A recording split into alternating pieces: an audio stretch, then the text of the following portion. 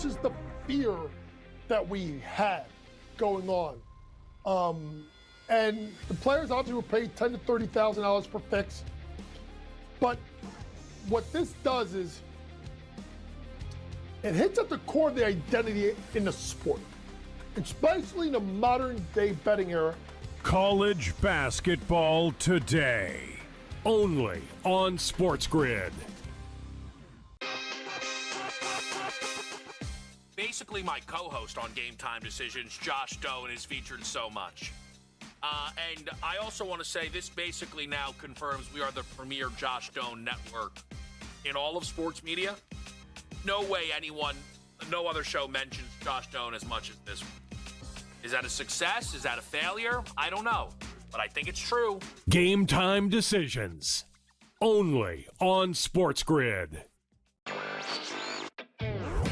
Meanwhile, Charlie Baker of the NCAA has planted his flag. He wants to see the end of prediction markets, and of course is a little bit nervous with all of the different stories that we've heard surrounding sports betting allegations of some folks being corrupt out there and maybe some point shaving. It does make some sense here. I just wonder which of the sports betting operators are going to stand with the NCAA. NewsWire, only on SportsGrid. But I remember being 16 in high school, being in my school uniform, long pants and a tie, and I deadlifted 200 kgs, so that's 440 pounds. So yeah, so that was I actually have a video of it, so it might get leaked somewhere. Someone might be able to find that one. We might need to get that one to B-roll the show with. The Smiley Show, only on SportsGrid.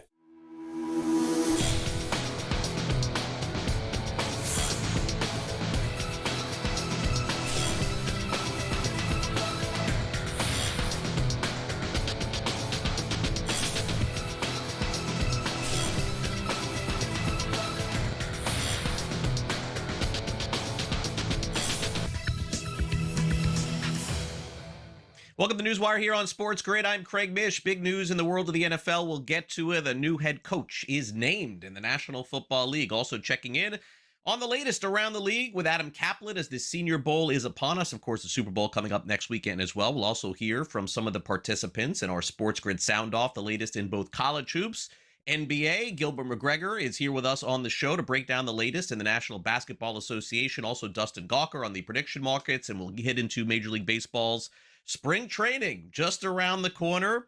Peter Apple will join us from Just Baseball. Their show coming up, by the way, later this afternoon. But let's get started. The new head coach of the Buffalo Bills, somebody they're quite familiar with, right? Offensive coordinator Joe Brady, just going to stay home, just going to stay with the Bills, just go downstairs from the booth. Brady, of course, had a lot of experience as offensive coordinator, Carolina Panthers, LSU Tigers, coach Joe Burrow, now gets to stay and coach Josh Allen.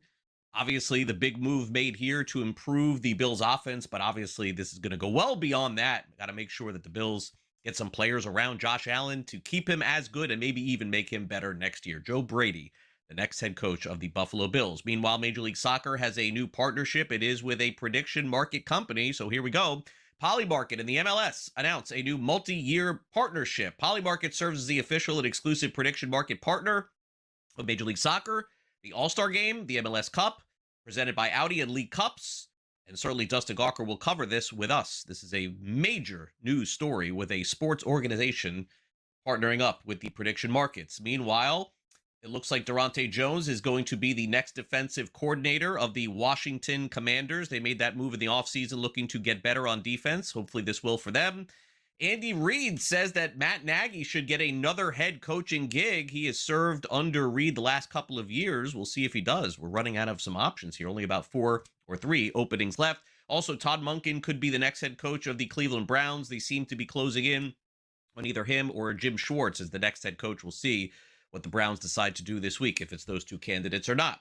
In the National Basketball Association, man, the Minnesota Timberwolves needed a win. They lost 5 straight games. They finally did get one yesterday. They beat the Golden State Warriors 108-93. Timberwolves did win. They did cover the spread as well. By the way, Steph did not play. Draymond Green also out, and it was a team effort. 5 players, 14-plus points for Minnesota. But Chris Finch said after losing 5 games in a row, the pressure was on to get a win.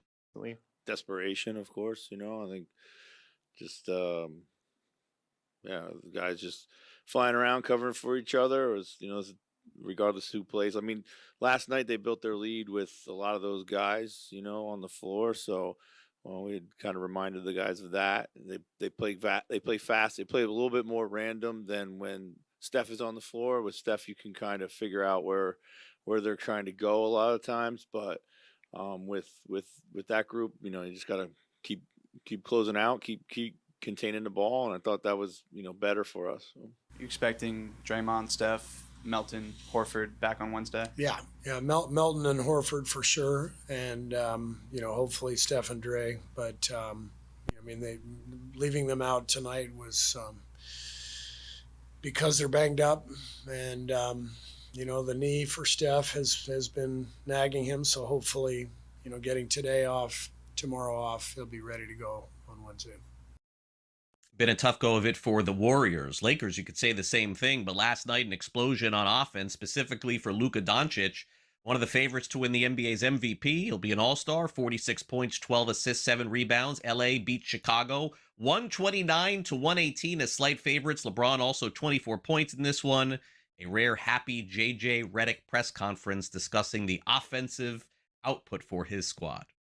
We executed well offensively. I thought throughout the game, like I know Luka and LeBron, they took shots and they scored, but their patience to just pass and make the right play was really good. And whether it was Rui, Jake in the first half, DA on the roll, Jackson on the roll, they made a lot of really good simple plays. Yeah, I mean, obviously they shot it well. We threw some different things at Doncic. Obviously, he's seen everything. But I thought in the first half, the turnovers really hurt us. Turnovers for the game hurt us. It may not look like a lot, but a lot of it led to points on their end. I thought that was a problem. I thought we shot the ball well, and when we generated good shots without turning it over, I thought were effective. On offense. But to your point, when you try to take Doncic or LeBron away, what ends up happening is the ball's going to find those guys, and sometimes those guys can have nights like that. And Hachimura has always been a pretty good shooter. I think he's improved his range over his career. He always kind of played right around the free throw line, mid-range area, but he certainly extended it out. Cavs ended up needing 46 points from Donovan Mitchell in order to get past the Magic, 114-98. Mitchell had 5 3-pointers in the game last night. Cleveland is starting to play good basketball. They're now 28-20 on the season as the Magic fall in this one. Donovan Mitchell on his 46-point performance said mostly the mental approach got the job done. I'm being consistent, I think mentally. I've talked about it all year about the mental push, right? Being able to understand that. Can't say every game has been pretty. I can't say it's been, we've won games where we're up and we stayed up, or what I mean? We've found different ways to win each night. It's been a different guy each night, what I mean? And it's been a collective thing. And even when we were down, right, we didn't allow it to affect us. Yeah, I think Donovan Mitchell, obviously, that's one of the big things right there. He got himself going. I think he had 27 in the first half. And I think he got himself going, and we put 2 on him at times, but he keeps finding his way back to that basketball. I have to go back and look at the tape and see where we could have done some things differently in guarding him, getting the ball out of his hands a little quicker, a little sooner. We got a couple 50-50 balls went their way that ended up being knockdown threes.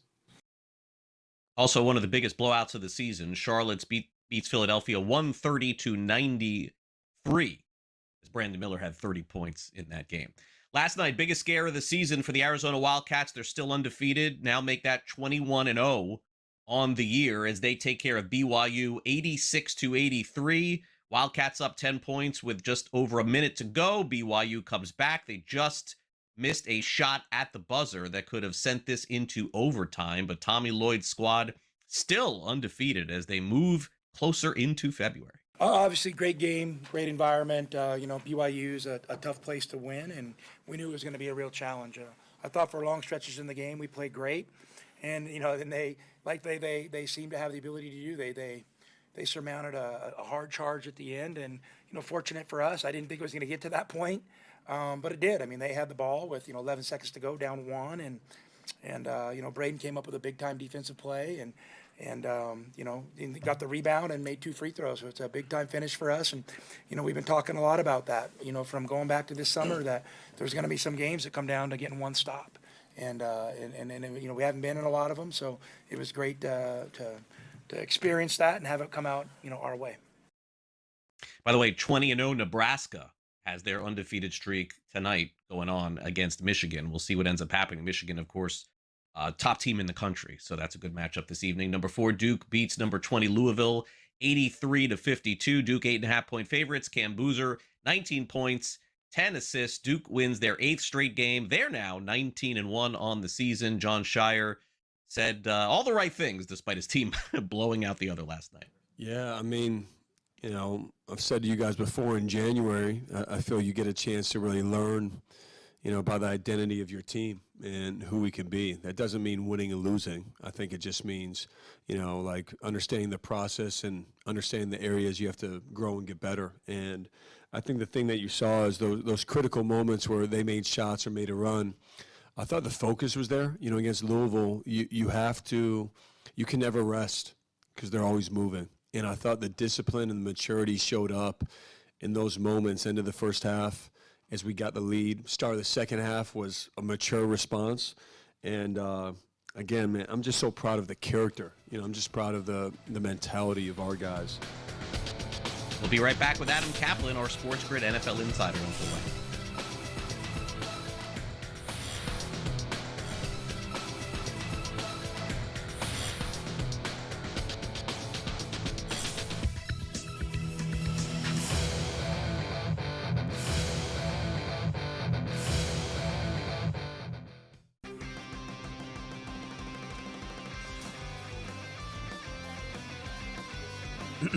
Class is in session. Today, let's talk about the teaser. A teaser is a multi-leg bet where you shift the point spread in your favor. You get better numbers, but every selection has to win.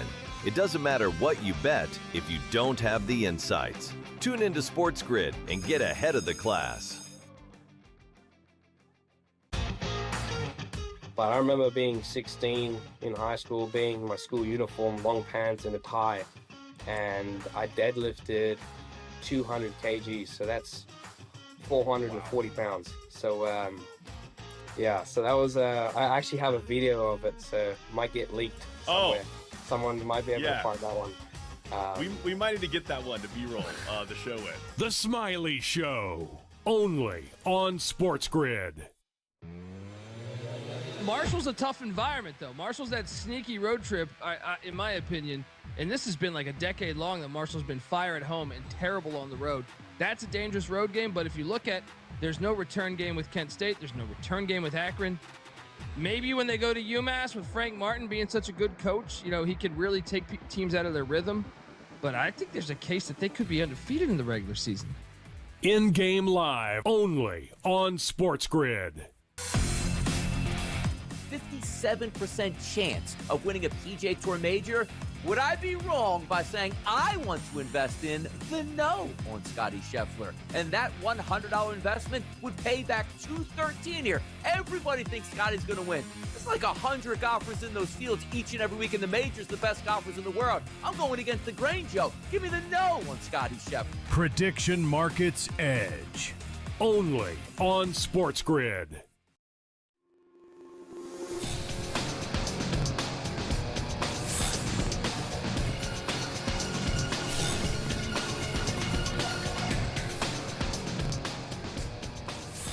Our SportsGrid NFL insider Adam Kaplan is with us for the latest in the National Football League, and we did get some big news today, so let's get into it before we get to the Senior Bowl and before we get to everything else around the National Football League. Adam, great to have you back here on NewsWire as well. So, Adam, we got the news today that Joe Brady, to, I guess, somewhat of a surprise with the search and sort of odd search that the Bills had, they could have chosen basically anyone for this job. This is a very highly coveted job, a new stadium, the best quarterback in the league, arguably.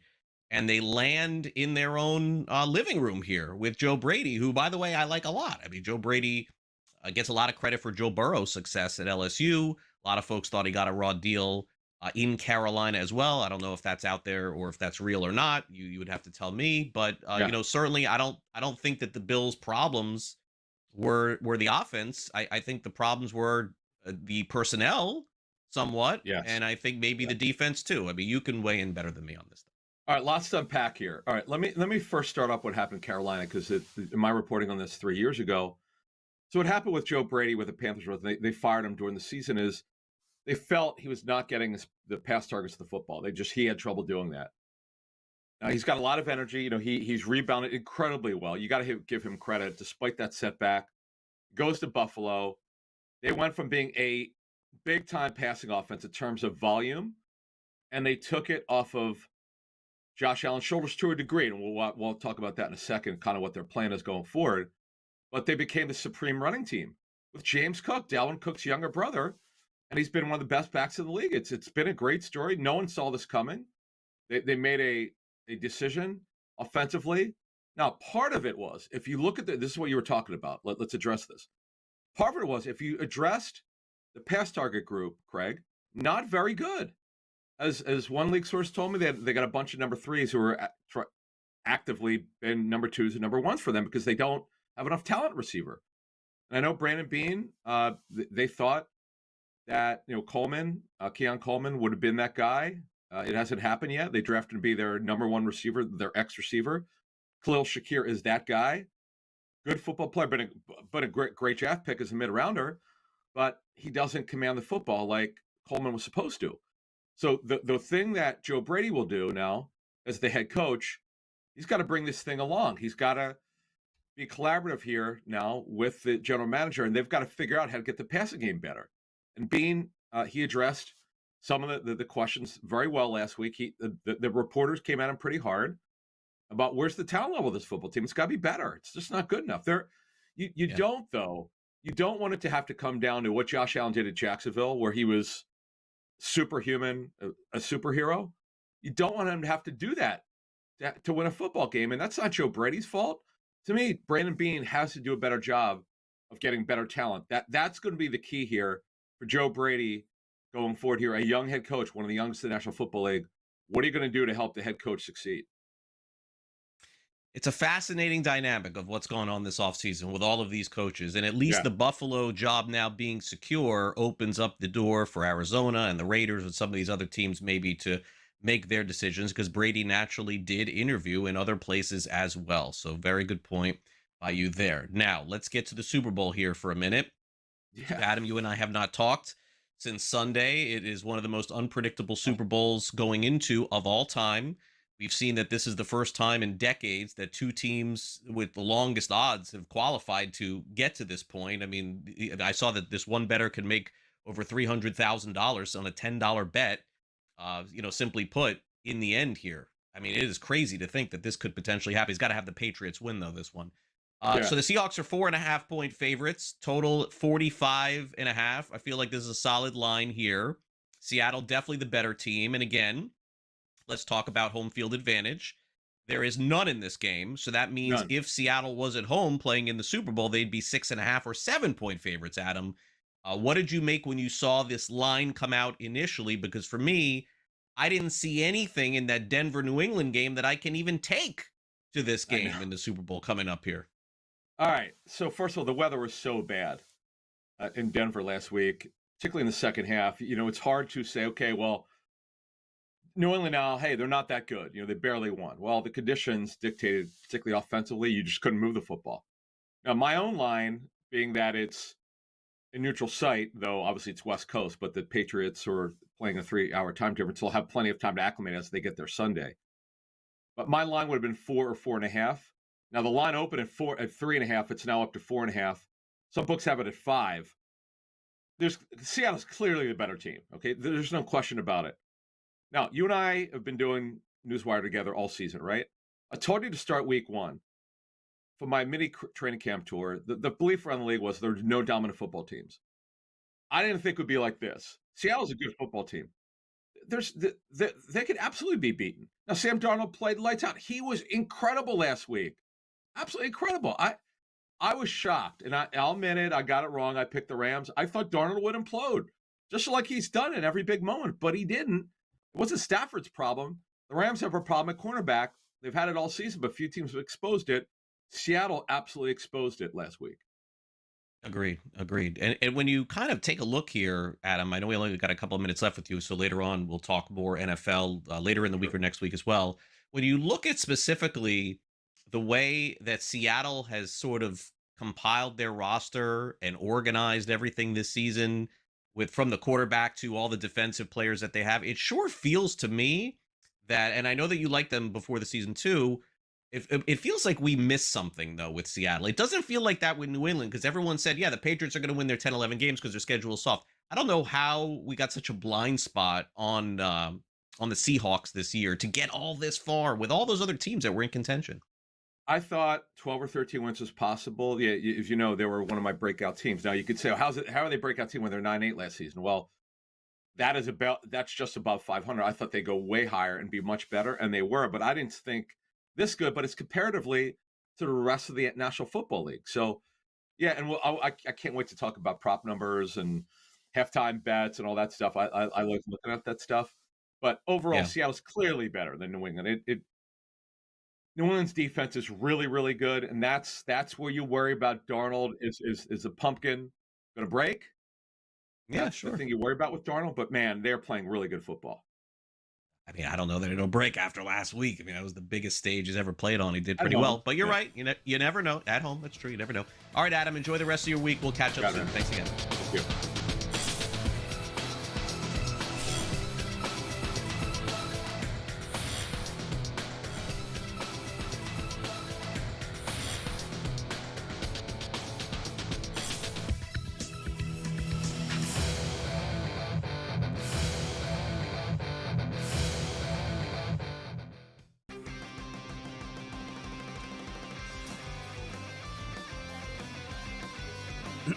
Class is in session. Today, let's talk about the teaser. A teaser is a multi-leg bet where you shift the point spread in your favor. You get better numbers, but every selection has to win. It doesn't matter what you bet if you don't have the insights. Tune into SportsGrid and get ahead of the class. But I remember being 16 in high school, being in my school uniform, long pants and a tie, and I deadlifted 200 kgs, so that's 440 pounds. So so that was I actually have a video of it, so it might get leaked somewhere. Someone might be able to find that one. We might need to get that one to B-roll the show in. The Smiley Show, only on SportsGrid. Marshall's a tough environment, though. Marshall's that sneaky road trip, in my opinion, and this has been like a decade long that Marshall's been fire at home and terrible on the road. That's a dangerous road game, but if you look at, there's no return game with Kent State. There's no return game with Akron. Maybe when they go to UMass with Frank Martin being such a good coach, he could really take teams out of their rhythm. But I think there's a case that they could be undefeated in the regular season. In-game live, only on SportsGrid. 57% chance of winning a PGA Tour major. Would I be wrong by saying I want to invest in the no on Scotty Scheffler? And that $100 investment would pay back $213 here. Everybody thinks Scotty's going to win. It's like 100 golfers in those fields each and every week in the majors, the best golfers in the world. I'm going against the grain, Joe. Give me the no on Scotty Scheffler. Prediction Markets Edge, only on SportsGrid.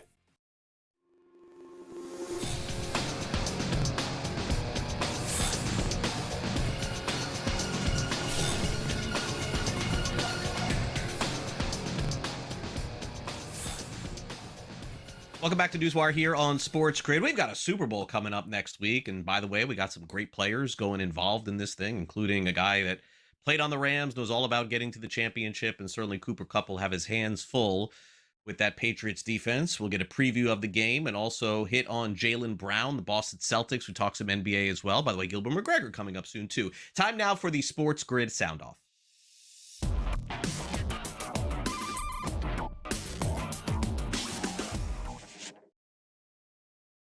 All right, let's get started and hear from Cooper Kupp. He is the wide receiver on the Seattle Seahawks, who is headed to the Super Bowl after beating his former team. That's right, scored a touchdown, of course, in the championship game against the Los Angeles Rams. But he knows all about Media Day, certainly knows all about what fanfare can bring and all the attention. And he was asked about that in his first media session since winning the NFC Championship. Yeah, there's a great balance, and I'm sure the coach are gonna have a great plan for us. But as much as there is going to be media. There's going to be media stuff. It's just part of the Super Bowl stuff, But that's whatever it is. I think it's an hour and a half obligation each day or something like that. It's an hour and a half of the day. You take care of it, and then you get ready to play football. It's just a part of you're inserting it into part of your day. But around that stuff, you still gotta go out there and you just gotta be present, be where your feet are. When it's time to do the media thing, handle your business, protect the team, and then you're going to move into football stuff and be where your feet are in that regard. Be ready to prepare to be a really good football team and go out there and compete for a world title.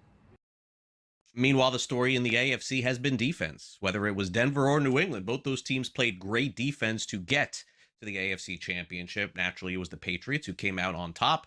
Defensive back Marcus Jones certainly has had his fair share of big plays as they have exceeded expectations this season. Jones was asked about how far the Patriots can actually take this thing with just one game to go. Yeah, we know as a defense, we want to end up not letting people score at the end of the day.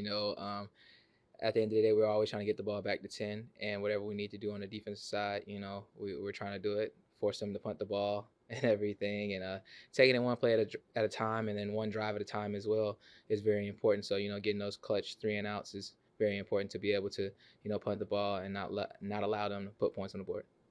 We hear a lot about preparations on and off the field. So how do you prepare for the next game?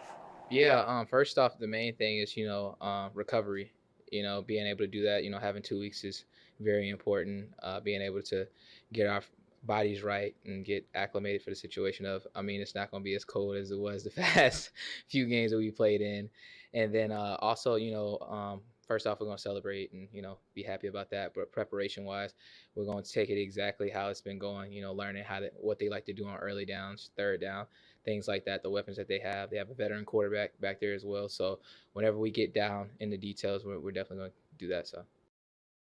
All right, and finally, the Boston Celtics, who would have thought 29-17 on the season, second in the East. They're doing all of this without their star forward, Jason Tatum. How is it getting done? Jaylen Brown probably thought a lot of people on the outside looking in would have said that the Celtics will have a down season, but Brown said they used that as motivation and made sure they didn't fall off. How did that talk sit with you? How do I answer that? No, personally. Very personally, is that correct English? I'll take everything personal, low key. I'm always looking for something, but yeah, I feel like I've sacrificed over the years in order for us to be a championship caliber team, and I think we're getting to see that a little bit, what exactly, I was capable of and what I was sacrificing. I think before maybe it wasn't so obvious. I think being able to be at the helm of things and us being the second seed in the East versus last year, we finished second seed in the East. It's almost been no drop off with 5 players that are essentially gone. I feel like that the work from the coaching staff, the work from our leadership has been great. And, I've just tried to make myself available every single night. You do have to wonder at this point if the Celtics were somehow, maybe, to get back to the NBA Finals, would there be a chance that Tatum could just simply suit up and play for them? And game, I don't know, remains to be seen. But the Celtics are having a great year without him. Most people thought they'd be like Indiana without Halliburton. That didn't exactly happen. All right, coming up next, Gilbert McGregor weighs in on the National Basketball Association. Is Giannis going to play? Is he going to get traded? The saga of the trade deadline rolls on. You're watching NewsWire here on SportsGrid. We'll be back with Gilbert after this.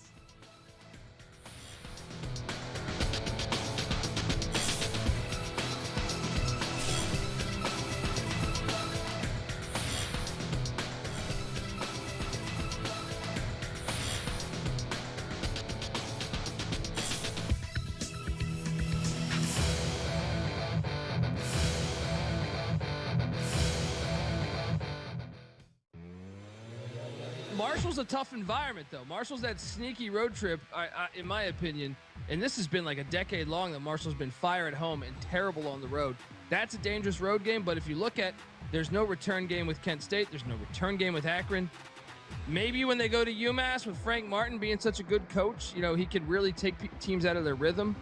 But I think there's a case that they could be undefeated in the regular season. In-game live, only on SportsGrid. If there's more revenue for the league, there's more revenue for the players, and that would make it saleable. So they may have objections. There's more risk of injury the longer the season goes. But, these guys, their careers are short. The money is good. Money would be better. So I wouldn't bet against the league expanding sooner rather than later. NewsWire, only on SportsGrid. Just the fear that we had going on. And the players obviously were paid $10,000 to $30,000 per fix. But what this does is it hits at the core of the identity in the sport, especially in the modern day betting era. College basketball today, only on SportsGrid. His wife and his kids were like, I kind of like this. This kind of works out for me. A, daddy's a celebrity again, so I get access to things. Daddy's making money again. Hadn't made a nickel in the last 5 years. Now he's made a lot of money, so I'm sure they're good. Yeah. But all of a sudden, the prospect of daddy being away, like he ain't cheating on you in Buffalo, I can tell you that. I live there. The Craig Carton Show, only on SportsGrid.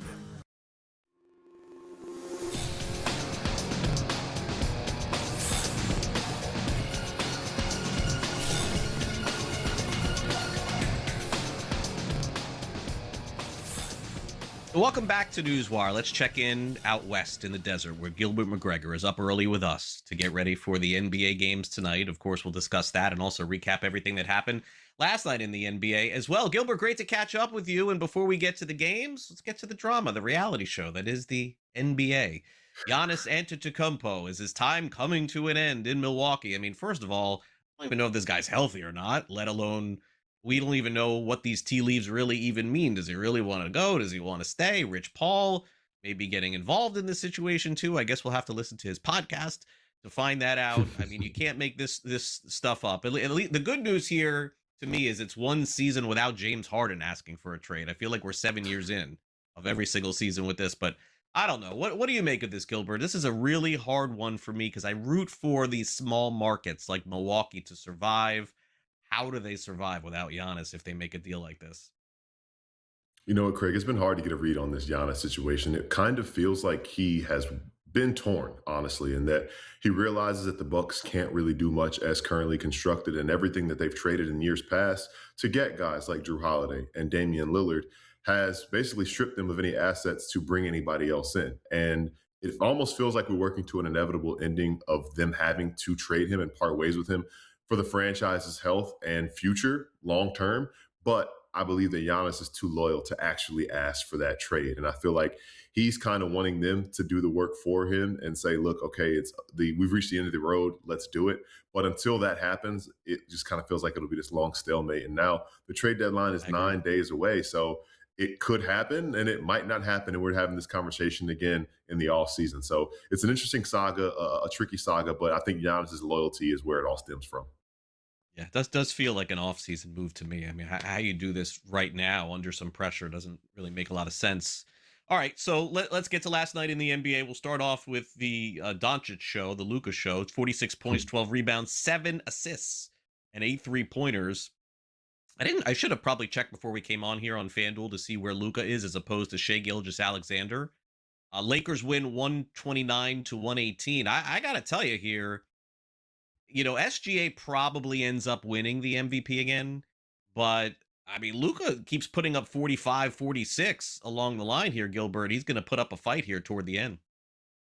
Absolutely. And you always get a little bit of a bonus when you play for the Lakers and you're wearing purple and gold. People see that a little bit different than they do from other star players, especially Shai, who won it last year, and some other guys to consider Cade Cunningham and Jaylen Brown also in that MVP conversation. But as far as Luka Doncic stepping up, the Lakers have been playing a little bit better as of late, but they also are a team who really take advantage when they play against lesser opponents. The Bulls probably qualify as a lesser opponent, and Luka Doncic has a relationship with Michael Jordan. So it's fitting to see him play in the building that Michael Jordan built himself, basically, and have a game like that. So shouldn't be surprised there. I'm interested to see what the Lakers do maybe at the trade deadline and how they can start competing and doing better against some of the stronger teams in the Western Conference. But so long as they continue to take care of business like this, they'll be among the top 6 teams. Now, let's go to Minnesota here for a minute. They had lost 5 games in a row going into last night. They beat the hapless Golden State Warriors, who, of course, were playing without Steph Curry, but the games still count. Doesn't matter who's playing here. Nice distribution from the T-Wolves, Gilbert, and you see them a ton, of course, playing out west. Julius Randle, Highland, Dante DiVincenzo, Reed, Gobert, McDaniels, all in double figures for Minnesota. Naturally, Anthony Edwards, the star of that team, obviously a different story when that's going well for them. But as of right now, Chris Finch has Minnesota at least back in the win column because losing 6 games in a row would seemingly have put him over the edge. At least that's what he said last night. 6 games in a row would probably put a lot of people on the edge and probably start hitting the panic button for this Timberwolves team, who has been up and down. At times this year, they've looked like one of the better teams in the Western Conference, and at other times they look like they could be beaten by anybody in the Western Conference. And last night was such a weird night with all the guys that were missing for the Golden State Warriors, which made it even more important that the Timberwolves took care of business and got back on track. I wouldn't be surprised if we see more of that from the Warriors this year, especially with Jimmy Butler being out for the remainder of the season. They need to be strategic. And when they make their guys available, they're not the youngest team in the NBA when you talk about Steph Curry and Al Horford and Draymond Green, those guys like that. So I think the biggest thing for Minnesota, sometimes it takes an ugly one against a shorthanded team to get back on track. So when you get back in the win column, like you said, Craig, that'll be big for this team moving forward because the Western Conference is unforgiving. And right now, Minnesota is 18-1 to win the Western Conference. Oklahoma City still the natural favorite at -160, followed by Denver, San Antonio, and Houston. If the Lakers get things going, maybe they'll move up. And the Clippers, shocking to even see them on this board. But again, they've put themselves in that position to be back in the mix. Meanwhile, Cleveland did not get off to a good start this season, Gilbert, but they're starting to play better. They beat last night the Orlando Magic 114-98, so they've now won 4 straight games. Mitchell with 45 points. And can't rely on that every single night, but it's funny, as we talked about Gilbert a couple of weeks ago, it feels like every team in the NBA at some point is going to go through a slump. Cleveland went through it. Feels like they're digging their way out of it. It remains to be seen how far they can go. What are your feelings on the Cavs? The Cavs are an interesting team, and personally speaking, their lead assistant coach actually came out here and is now the head coach of the Suns this year. And I think that they miss his presence a little bit in that locker room. And they've run into some issues this year. Some of the things that got exposed last season during the playoffs against the Indiana Pacers, their ability to handle physicality, to play fast, and trying to find that balance with some of the guys on their lineup. But what last night is a reminder of is when you have Donovan Mitchell, you have a chance. And this is a guy who was not voted as a starter in the Eastern Conference All-Star game. And I think he believes he's one of the best guards in the Eastern Conference. So to go out and go off for 45 points against a Magic team that is typically known for their defense and their stingy defense, it's just a reminder of how special of a player Donovan Mitchell is. And I think that he's the type of player that, there's a lot of noise around him and what he has not been able to do in the postseason. So he's motivated. The Eastern Conference is wide open, as many people probably believe. So I think that the Cavs have as good of a chance as anybody else as soon as they figure things out. Let's get out to some of the games tonight. So Gilbert naturally is all over this one tonight. The Phoenix Suns are at home tonight, and they are 8.5-point favorites against the Brooklyn Nets. So, all right, so you're going to get a win tonight, Gilbert. I don't think there's any doubt about that. Brooklyn's not good. Total 211.5. But against the spread, that's the question here. The Phoenix Suns have enough tonight to cover this as a big line, especially for them in the NBA. I'm going to guess they haven't been double-digit favorites in many games this season. Yeah, it's been a while. And these two teams just met last week in Brooklyn. Phoenix took care of business, but the Nets fought in that one. And tonight, Devin Booker's unavailable. It's unclear if Jalen Green will play or not. The Nets have a few names on their injured list as well. But I think that the Suns have lost 2 in a row. They don't want to lose 3 straight. It's their second game back after a long road trip, on the Eastern Conference. And I think that they'll look to make a statement. So I have confidence in the Suns taking care of business tonight. They've had the next man up mentality all year. I think that continues tonight, and they have a win. I think they pull away from the Nets late to cover. 8.5 points right now over on the FanDuel Sportsbook. Meanwhile, the Denver Nuggets slipping a little bit here. Now they're looking and saying, hey, maybe we do need the Joker back here in this lineup pretty soon. I think they're going to get him, if I'm not mistaken, coming up after the All-Star break here. Pistons -6 tonight in Denver, total 218.5. Whenever I'm going to bet against Denver at home, I don't really like doing that because usually the altitude gets to some of these teams if they haven't played there before. And naturally, Detroit's going to make their lone trip to Denver now this go around. But I think Detroit's a much better team without Jokic in the lineup here tonight. So this is a tough one for me. Do you like a side here at all? Absolutely. Absolutely. It's not just Jokic as well. It's Christian Brown, it's Aaron Gordon, and Cameron Johnson all out of the lineup for Denver. So they're going to be extremely shorthanded without 4 of their key players. Detroit has been a really good team, a hard-nosed team. But the Nuggets have found ways, especially at home. Jamal Murray has stepped up. Peyton Watson has stepped up. I lean Detroit in this one just because so many guys are out for Denver, and Detroit has been so good all season.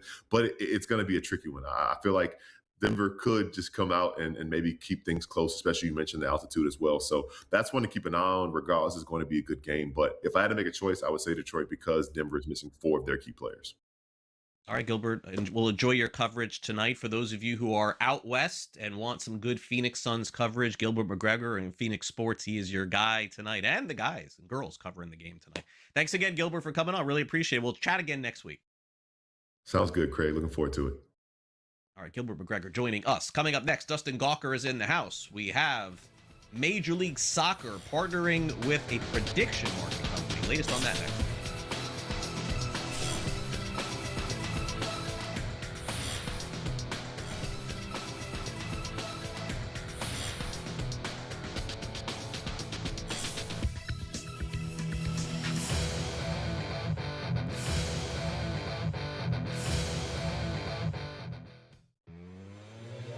Marshall's a tough environment, though. Marshall's that sneaky road trip, in my opinion, and this has been like a decade long that Marshall's been fire at home and terrible on the road. That's a dangerous road game, but if you look at, there's no return game with Kent State. There's no return game with Akron. Maybe when they go to UMass with Frank Martin being such a good coach, he could really take teams out of their rhythm. But I think there's a case that they could be undefeated in the regular season. In-game live, only on SportsGrid. If there's more revenue for the league, there's more revenue for the players, and that would make it saleable. So they may have objections. Certainly there's more risk of injury the longer the season goes. But these guys, their careers are short. The money is good. Money would be better. So I wouldn't bet against the league expanding sooner rather than later. NewsWire, only on SportsGrid. Just the fear that we had going on. And the players obviously were paid $10,000 to $30,000 per fix. But what this does is it hits at the core of the identity in the sport, especially in the modern day betting era. College basketball today, only on SportsGrid. His wife and his kids were like, I kind of like this. This kind of works out for me. Daddy's a celebrity again, so I get access to things. Daddy's making money again. Hadn't made a nickel in the last 5 years. Now he's made a lot of money, so I'm sure they're good. Yeah. But all of a sudden, the prospect of Daddy being away, like he ain't cheating on you in Buffalo, I can tell you that. I live there. The Craig Carton Show, only on SportsGrid.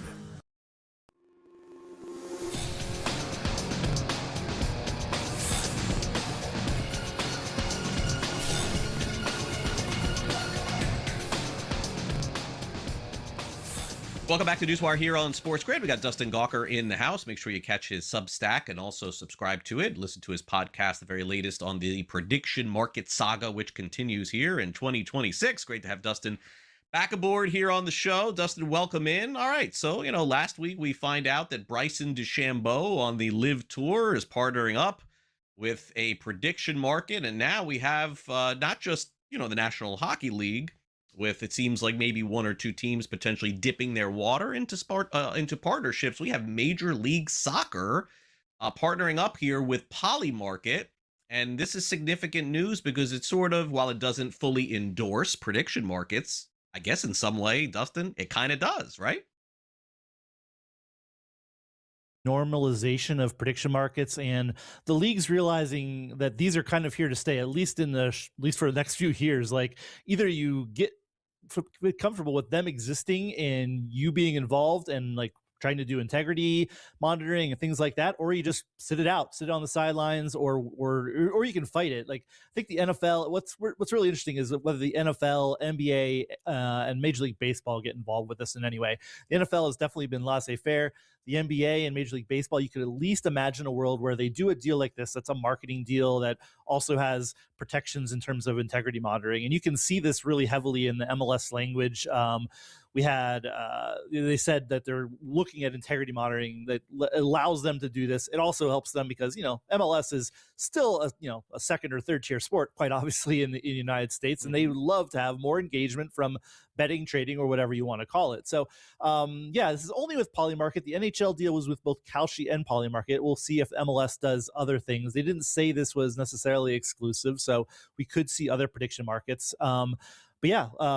Obviously, and even in sports betting, we know that MLS is a pretty small part of the pie in terms of how much people bet on it. People bet far more on English Premier League, and obviously with the World Cup coming up here this summer, there's going to be a lot of interest in soccer this summer, and we'll see where it all goes. But these, like, pecking away at these deals, you just wonder whether NBA or MLB is next. Those are the big ones that these prediction markets would really like to have the rubber stamp from those leagues that they're going to be involved with them, and that helps with them on the legitimacy front. So we'll see where this all goes, but MLS is the next step in that evolution.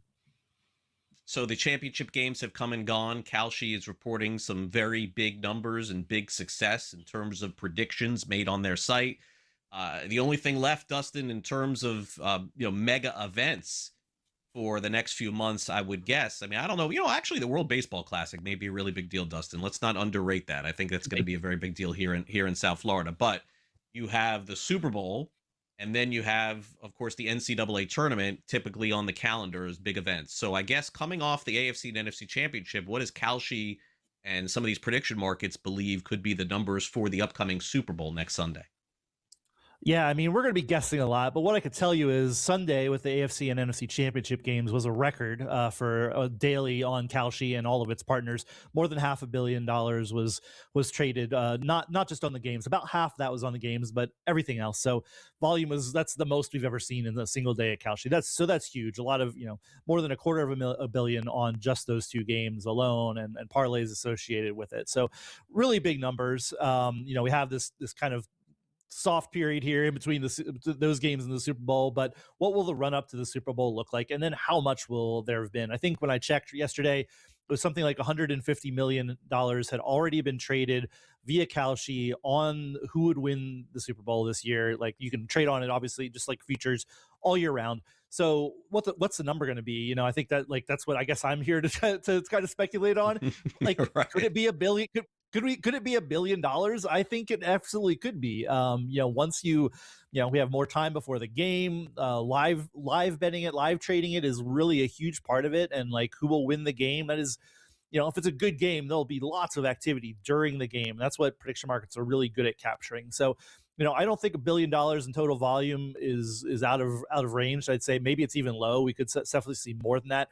Interesting to note that we also had just today, our friends over at Legal Sports Report put out an estimate for how much handle there would be at the state-regulated sports books, and they said $1.7 billion in handle is expected to be wagered at legal sports books. So we're seeing, this is going to be the most bet on Super Bowl, I guess, probably in United States history, between sports books and the rise of prediction markets. All right, finally, let's get to the topic that's affecting a lot of folks. Not me, Dustin, here in Florida. No not offense, you, but not me either. Not me. Across the country. And by the way, I'm not the best weather guy in the world, but it looks to me like more of this snow is coming this weekend across the country as well. Yeah. It's supposed to be very cold here in Florida, too.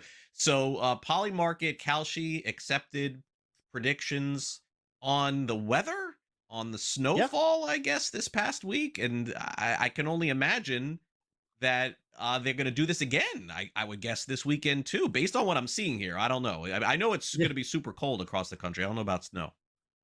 Yeah. And again, we talk so much about sports on this show, and I talk about it. That's a huge part of what's going on at prediction markets. But you can bet on, trade on, whatever. I don't like trying to use the legal language, trade on almost anything in the world right now. And that includes snowfall in the United States. Like obviously the big winter storm, lots of people are really interested in what's going on and how much snow there is forecast. You're watching meteorologists, but you can also now go on a prediction market and say, what's the snow forecast? And you can, if you think you have an edge or you see a change in a forecast, you can say, I'm going to bet under X amount of snow, right? So it's fascinating. There were millions and millions of dollars wagered, certainly not as big as sports, but there's a lot of interest in trading this at Polymarket in Kalshi in the past week. And there are always weather markets up. You can bet on the high temperature in Miami in any given day if you would like to, if you're so inclined, Craig, to do that. But weather is just one of these other things. You can bet on elections. You can bet on what the Fed rate will be. All these things, and that's the thing is it's a place to trade on everything. And snowfall is no exception. You're going to be able to do.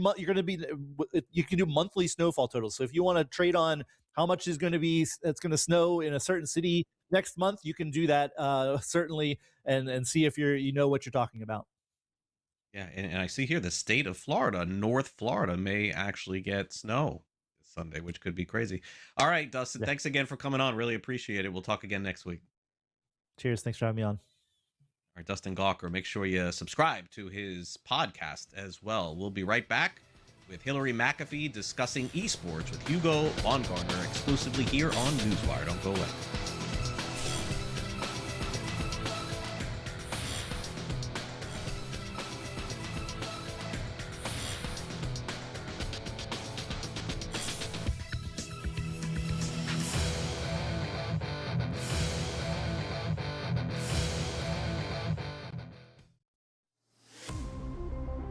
Is the fear that we had going on. And the players obviously were paid $10,000 to $30,000 per fix. But what this does is it hits at the core of the identity in the sport, especially in the modern day betting era. College basketball today, only on SportsGrid. Basically my co-host on Game Time Decisions, Josh Doan, is featured so much. And I also want to say this basically now confirms we are the premier Josh Doan network in all of sports media. No way no other show mentions Josh Doan as much as this one. Is that a success? Is that a failure? I don't know, but I think it's true. Game Time Decisions, only on SportsGrid. Meanwhile, Charlie Baker of the NCAA has planted his flag. He wants to see the end of prediction markets, and of course is a little bit nervous with all of the different stories that we've heard surrounding sports betting allegations of some folks being corrupt out there and maybe some point shaving. It does make some sense here. I just wonder which of the sports betting operators are going to stand with the NCAA. NewsWire, only on SportsGrid. But I remember being 16 in high school, being in my school uniform, long pants and a tie, and I deadlifted 200 kgs, so that's 440 pounds. So so that was I actually have a video of it, so it might get leaked somewhere. Someone might be able to find that one. We might need to get that one to B-roll the show with. The Smiley Show, only on SportsGrid.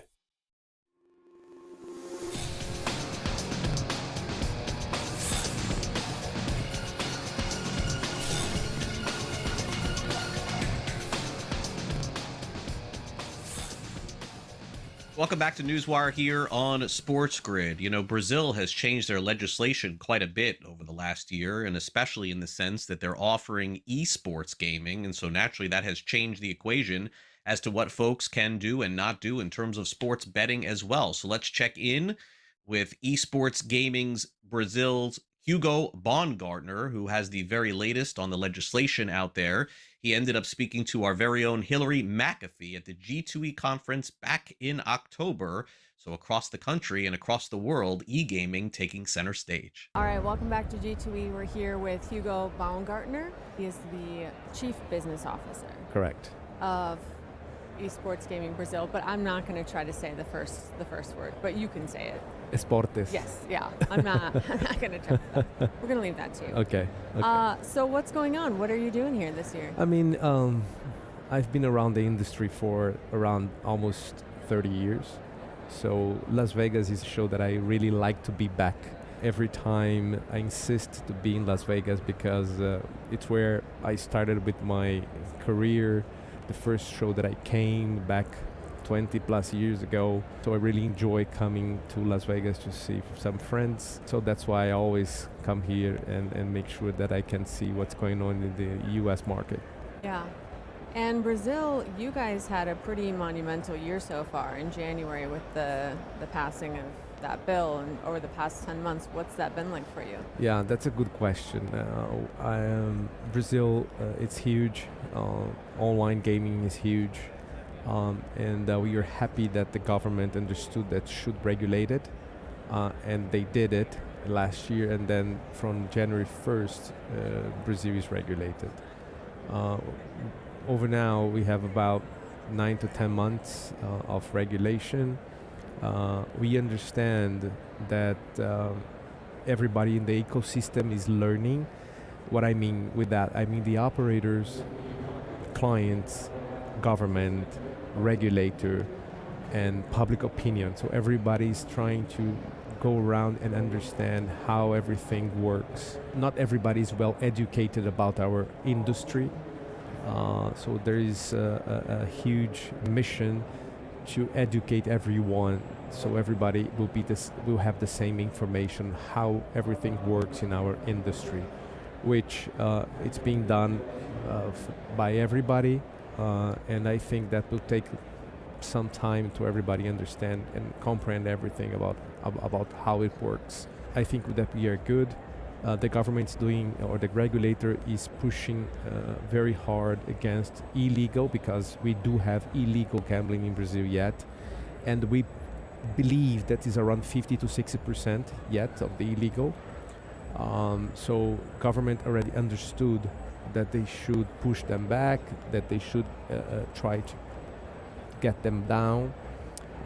Brazil has an advantage in my perspective, because 100% of the deposits are done through bank transfers, through a tool called Pix, which is a instant bank transfer. So 100%. So it's a public tool from the Central Bank of Brazil, which they can track all the transactions. Mm-hmm. So that's a very important tool that I believe that's the only way for the regulator to take them down, and those clients come to the regulated environment.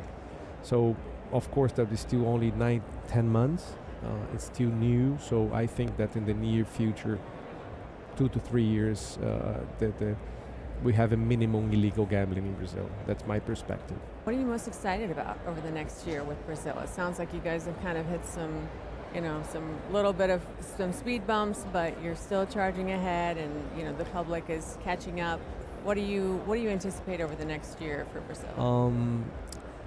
Hopefully we can implement, or the regulator can implement, together with the Central Bank of Brazil, trying to avoid or try to block those entities which are providing the payment tool Pix to illegal gambling. So I think that would be done for the next year. We are in the process of starting everything.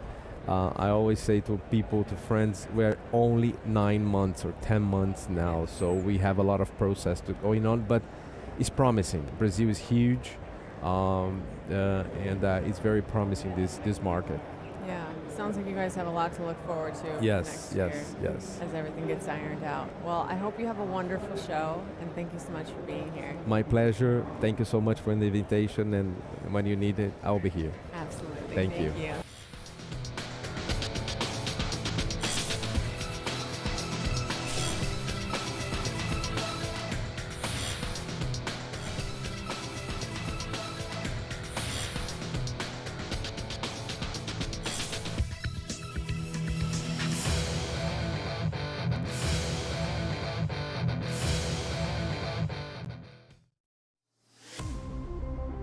is the fear that we had going on.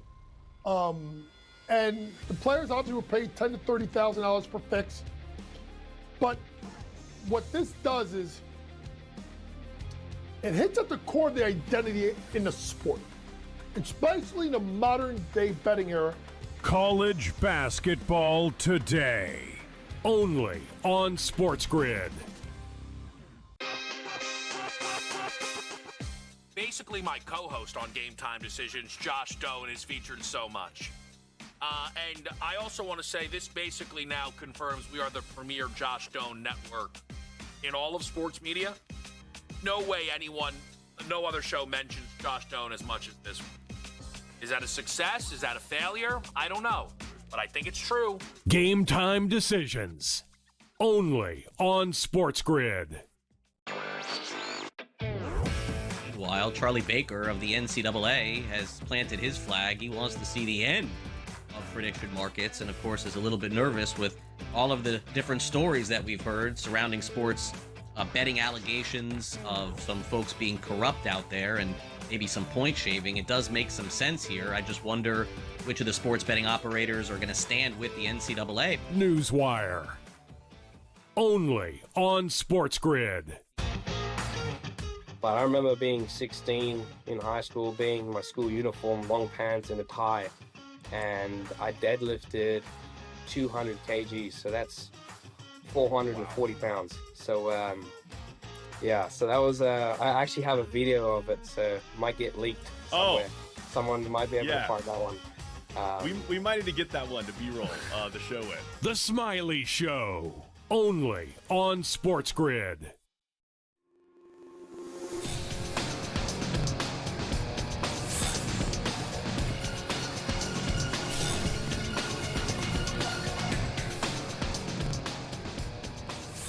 Welcome back to NewsWire here on SportsGrid. Hot Stove Baseball, that's got to be your thing coming up here. We got the Just Baseball show coming up. Peter Apple is with us to give us a preview of the show here exclusively on SportsGrid and also go over the latest landscape in Major League Baseball as well. Peter, great to have you here on the show.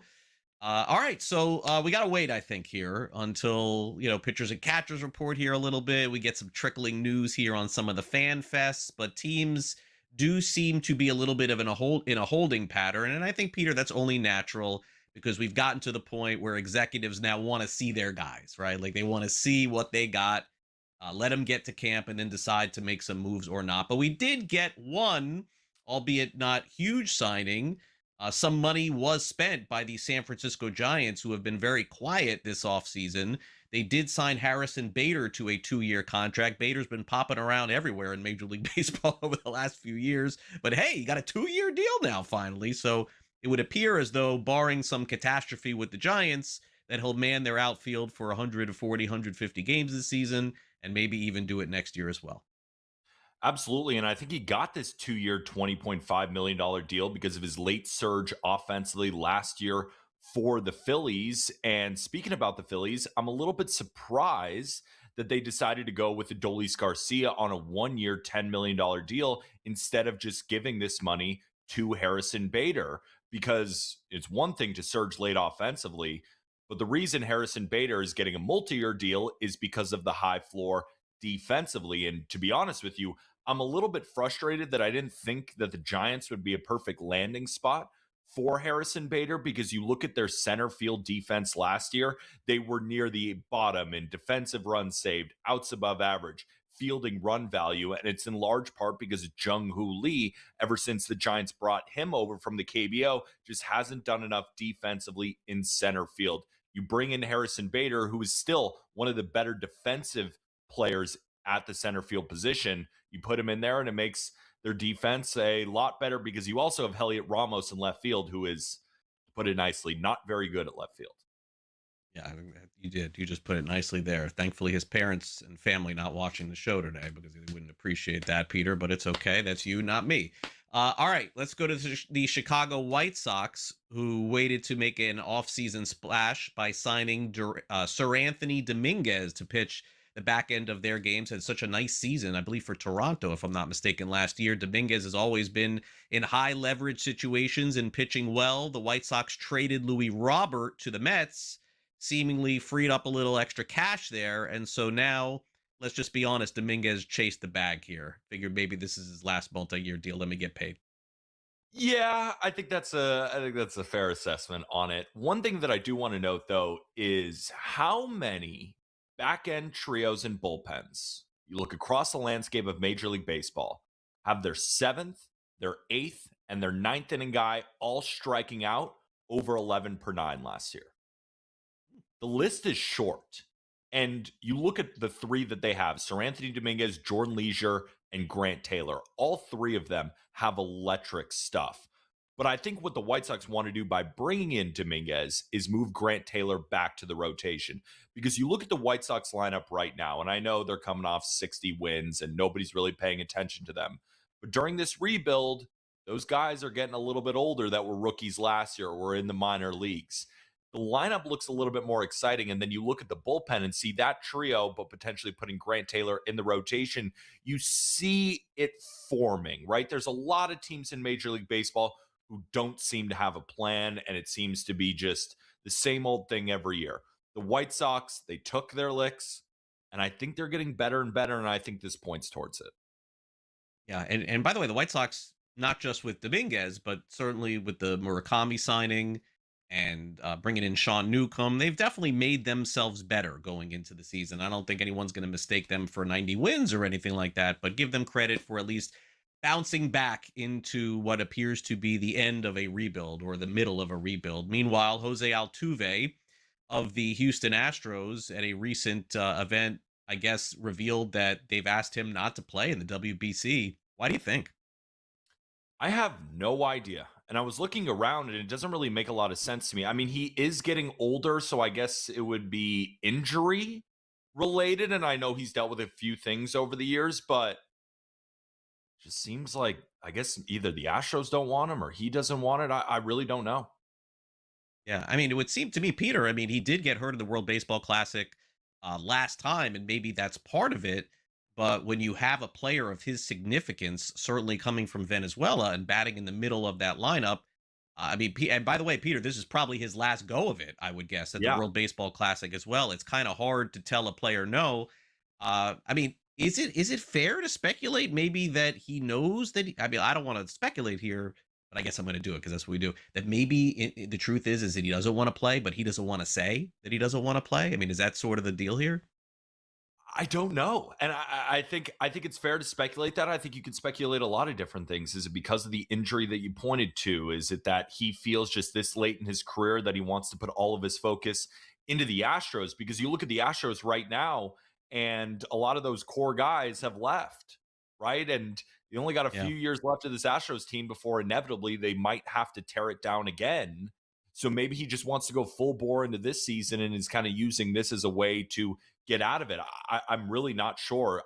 I'm my best guess would be a lot of different smaller reasons that ultimately led to this decision. All right, a small move by the Chicago Cubs. If I would have told you, Peter, let's say 3 years ago, that they would acquire Dylan Carlson, you would say, man, what did they have to give up to get that guy? And it just shows you this dynamic of prospects where it is so hard to predict things in Major League Baseball. Carlson, along with even Jordan Walker at the time, predicted to be the cornerstones of the future of the Cardinals. Heim Bloom comes in, changes everything up. Now, Carlson's been gone, of course, from St. Louis for a while, but I remember going to Jupiter in spring training, looking at this kid thinking he's a bona fide star. Do you think that he has a second life in him, so to speak, in baseball by going to the Cubs here?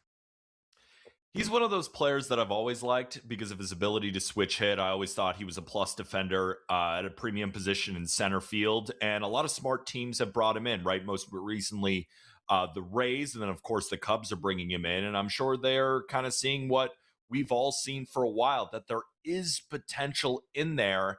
And maybe it's just about bringing him to the right spot. But I love that point that you made about prospects and how it's really tough, to know who is going to really become the star that we think they are. And all these big time trades come in. And I always just think it's funny when fans kind of wince at a prospect package when we really have no idea what these guys will become.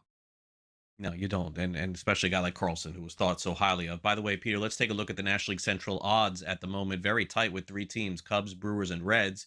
Brewers arguably did less than these other teams like Cincinnati and Chicago in the offseason. Even Pittsburgh probably did more than them. Those are the four teams. We know the Cardinals have basically put the flag down there in a rebuild. Leave us alone, at least until next year. Do you see those odds as being on spot on there? And, certainly anything can happen in baseball.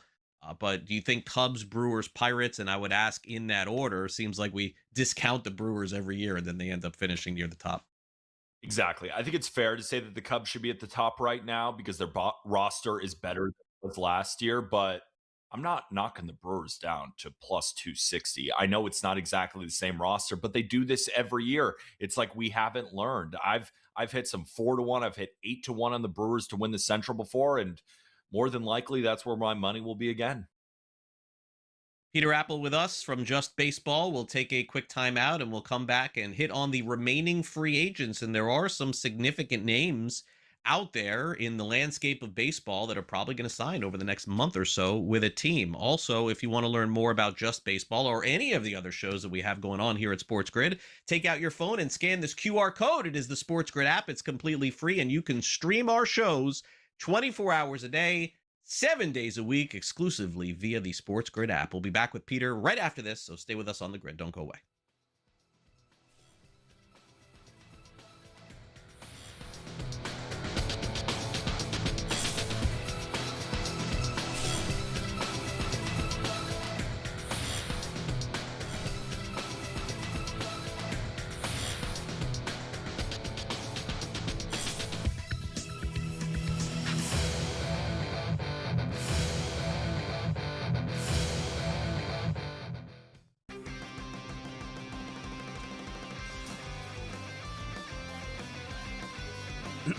Class is in session. Today, let's talk about the teaser. A teaser is a multi-leg bet where you shift the point spread in your favor.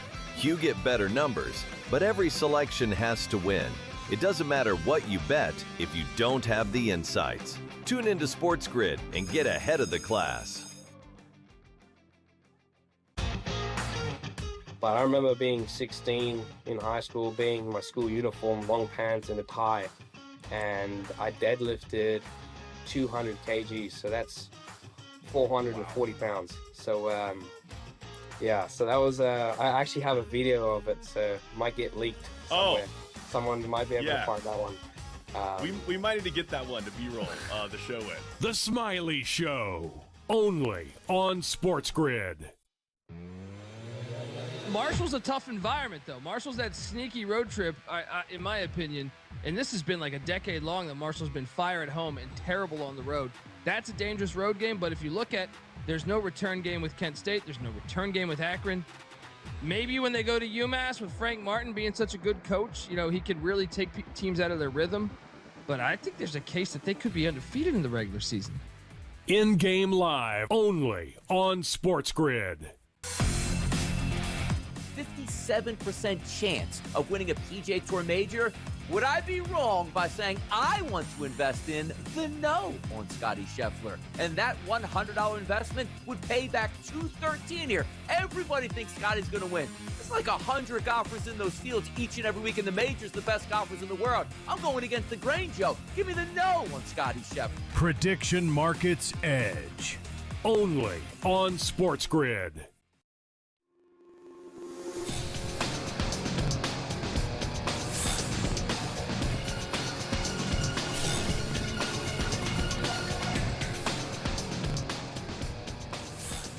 Peter Apple back with us, Just Baseball, coming your way in 15 minutes. Baseball talk, and of course, as we approach baseball season, man, you guys are going to love their show all season long. They joined us here at SportsGrid at the end of last season, but now a full season with Just Baseball should be fun. Peter back with us here to weigh in on free agency. And, look, I'm not going to say it's a moratorium, but it does sort of feel like we're going to have to wait until, and it's not like the Super Bowl's an arbitrary date or anything like that, but I do feel like teams are like, if these guys are out there still right now, they'll be out there when we look at our staff, when we look at our infielders, and then the signings start to happen. Somebody's out of shape, somebody gets hurt. Unfortunately, this is the category of player that still remains in free agency. Not to knock them all, but let's get started here.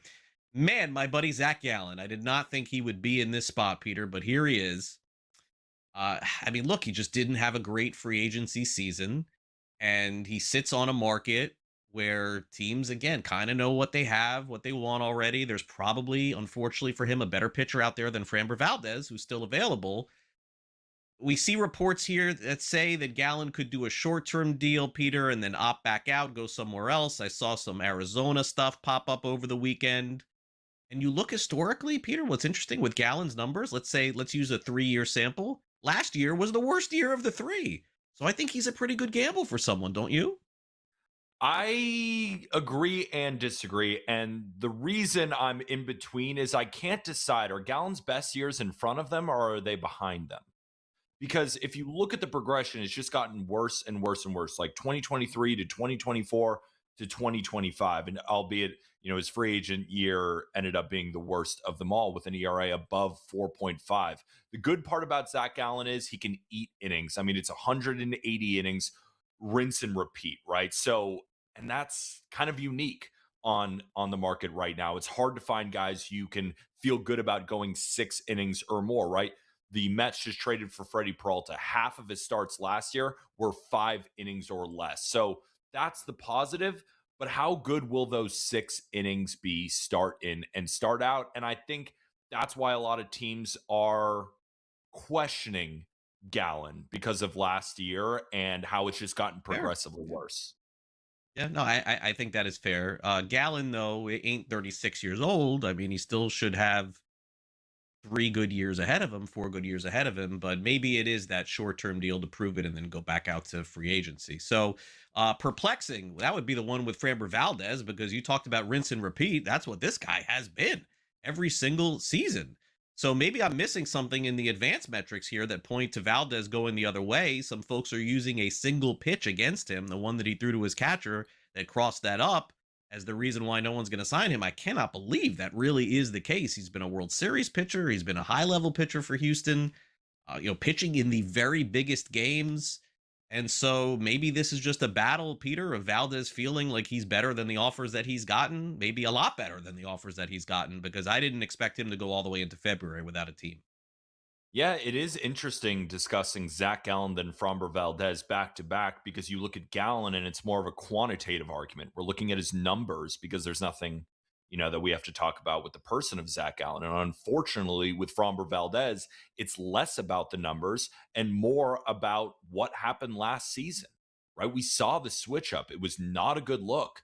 And for those who didn't think it was a big deal, clearly general managers did, because his agent had to create a 20-minute video basically telling these guys who Framber really is as a man. Now, I'm not going to speculate on who he is as a person. I'm sure he's a great guy. These front offices, that is their job. But as the offseason goes along, unfortunately, the longer it goes, the more that the teams have the leverage here, because these guys, they want to get into spring training. They want to get everything right. So the longer that goes, and especially if it's a shorter term deal where you have to prove it, and then you're coming into spring training late. If I'm Framber and I'm Zach Gallen, I might have to take a deal that I don't want, especially if it's a prove it deal, because I want to make sure that prove it deal, I can actually prove it.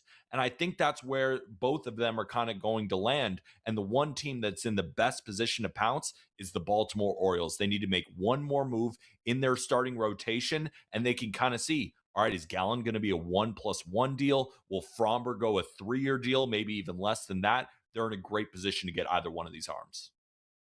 Yeah, Orioles always in need of pitching, as it would seem, but not yet spending the money on it. We're still waiting on that. All right, now let's get to a player that, I mean, look, he had the best year last year, incredible run for Eugenio Suarez, a very well-liked player, Peter, but this guy, for the life of him, cannot get these multi-year offers from these teams.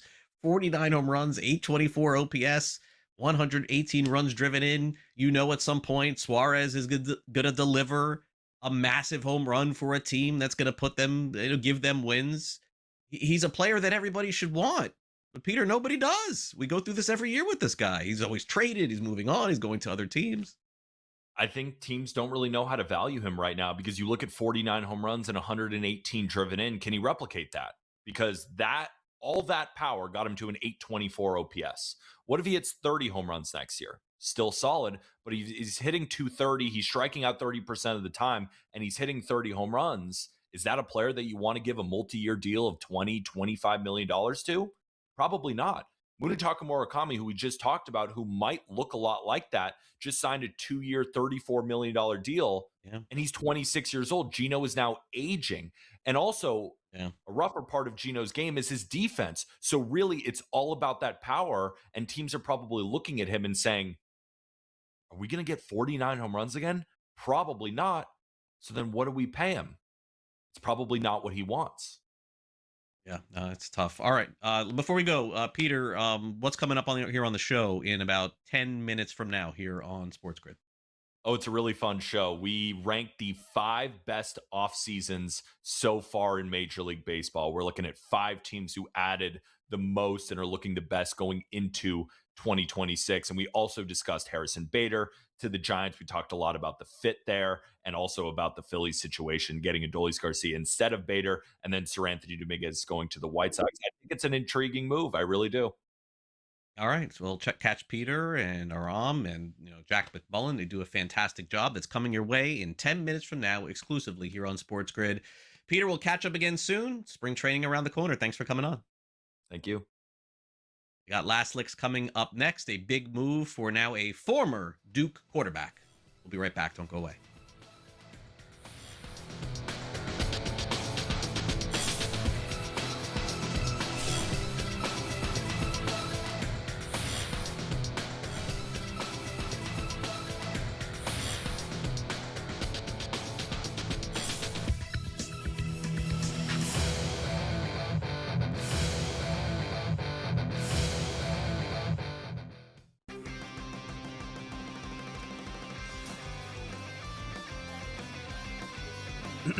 Class is in session. Today, let's talk about the teaser. A teaser is a multi-leg bet where you shift the point spread in your favor. You get better numbers, but every selection has to win. It doesn't matter what you bet if you don't have the insights. Tune into SportsGrid and get ahead of the class. But I remember being 16 in high school, being in my school uniform, long pants and a tie, and I deadlifted 200 kgs, so that's 440 pounds. So yeah, so that was I actually have a video of it, so it might get leaked somewhere. Someone might be able to find that one. We might need to get that one to B-roll the show with. The Smiley Show, only on SportsGrid. Marshall's a tough environment, though. Marshall's that sneaky road trip, in my opinion, and this has been like a decade long that Marshall's been fire at home and terrible on the road. That's a dangerous road game, but if you look at, there's no return game with Kent State. There's no return game with Akron. Maybe when they go to UMass with Frank Martin being such a good coach, he could really take teams out of their rhythm. But I think there's a case that they could be undefeated in the regular season. In-game live, only on SportsGrid. 57% chance of winning a PGA Tour major. Would I be wrong by saying I want to invest in the no on Scotty Scheffler? And that $100 investment would pay back $213 here. Everybody thinks Scotty's going to win. It's like 100 golfers in those fields each and every week in the majors, the best golfers in the world. I'm going against the grain, Joe. Give me the no on Scotty Scheffler. Prediction Markets Edge, only on SportsGrid.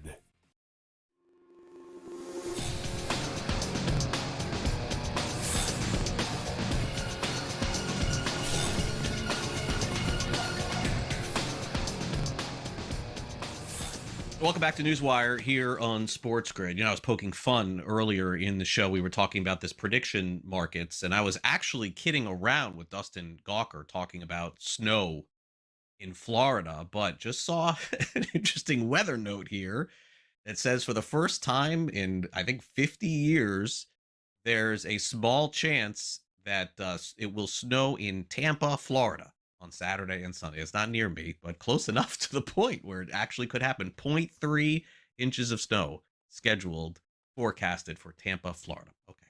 All right, as we wrap up the show, Will Lutz went through it in the snow, kicker for the Denver Broncos. We'll check in at the Senior Bowl with a measurement on a quarterback that came as a little bit of a surprise. And we finally got a resolution in Durham, North Carolina to a quarterback. Let's get to it. Time now for some last licks.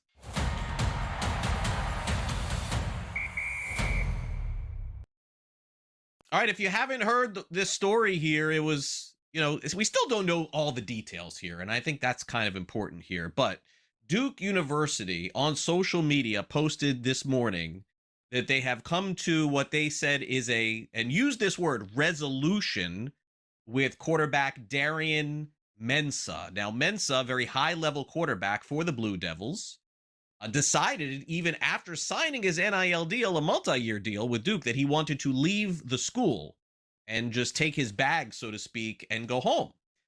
Duke said, no, you signed a deal and we're going to hold you to the deal. And this had everybody's eyes and ears perked up, because at this point, if they let him out of the deal, it could mean that anybody could leave after signing an NIL deal. Nobody has done this before.